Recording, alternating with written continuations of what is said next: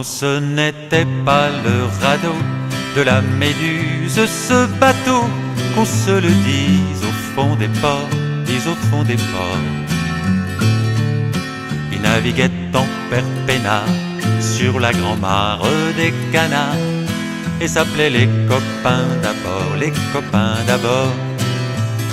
Ces fluctuates nec mergitu, c'était pas de la littérature, n'en déplaise aux jeteurs de sorts, aux jeteurs de sorts.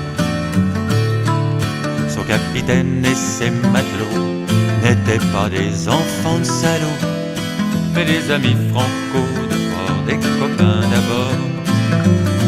C'étaient pas des amis de luxe, des petits castors et pollux, des gens de Sodome et Gomorrhe, Sodome et Gomorrhe.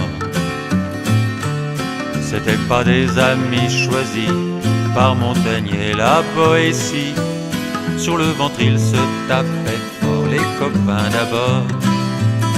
C'étaient pas des anges non plus, l'évangile ils l'avaient pas lu, mais ils s'aimaient toute voile dehors, toute voile dehors. Jean-Pierre, Paul et compagnie, c'était leur seule litanie, leur credo, leur confiteor, aux copains d'abord. Au moindre coup de Trafalgar, c'est l'amitié qui prenait le quart, c'est elle qui leur montrait le nord, leur montrait le nord.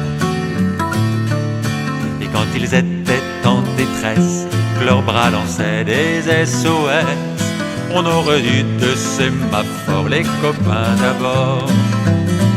Au rendez-vous des bons copains, il n'y avait pas souvent de lapin. Quand l'un d'entre eux manquait d'abord, c'est qu'il était mort. Oui, mais jamais au grand jamais, son trou dans l'eau ne se refermait. 100 ans après qu'aucun de sort, il manquait encore.